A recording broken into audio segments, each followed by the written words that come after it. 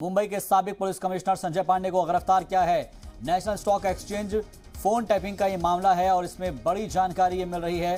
जराये के हवाले से सीबीआई ने मुंबई के साबिक पुलिस कमिश्नर संजय पांडे को गिरफ्तार किया है। एनएससी फोन टैपिंग मामला है। जी हां, national stock exchange phone tapping मामले में यह गिरफ्तारी हुई है। जो बड़ी खबर मिल रही है, सीबीआई ने मुंबई के साबिक पुलिस कमिश्नर संजय पांडे को गिरफ्तार किया है। National stock exchange phone tapping का यह मामला है जिसमें यह गिरफ्तारी हुई है। जराये के हवाले से इस वक्त की बड़ी खबर। इस खबर पर ज्यादा जानकारी के साथ Zee media reporter Amjad Khan phone line पर मौजूद है। अमजद, क्या जानकारी मिल पा रही है?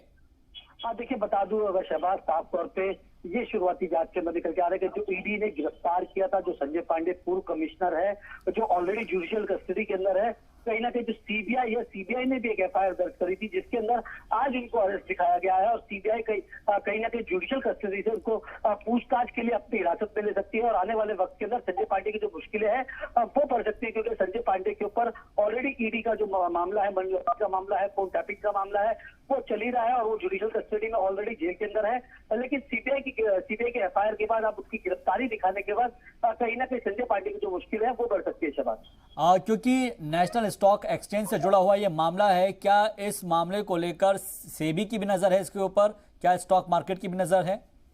जी बिल्कुल, अगर बात कर ले तो ईडी और स्टॉक मार्केट, ये तमाम मामला जो है ये काफी पुराना मामला है जिसके अंदर संजय पांडे को ऑलरेडी ईडी ने और पीएमएलए कोर्ट के अंदर पूछताछ बनाया था और वहां पर उसकी गिरफ्तारी भी हो चुकी है। पीएमएलए कोर्ट के अंदर उसको कहीं ना कहीं जुडिशियल कस्टडी के अंदर है और सीबीआई ने जो गिरफ्तारी करी है इसी मामले को दर्ज करते हुए, और जो स्टॉक मार्केट के अंदर मनी लॉन्ड्रिंग का जो मामला था, तमाम जो लेन देन थे और उसके ऊपर सीबीआई की पहली नजर बनी हुई थी और कहीं ना कहीं सीबीआई के हाथ में कोई ना कोई जरूर पुख्ता सबूत लगे होंगे जो सीबीआई ने एफआईआर दर्ज करी है और एफआईआर दर्ज करने के बाद कहीं ना कहीं संजय पांडे की जो मुश्किलें हैं वो बढ़ सकती है और उनसे पूछताछ जो है सीबीआई भी करेगी।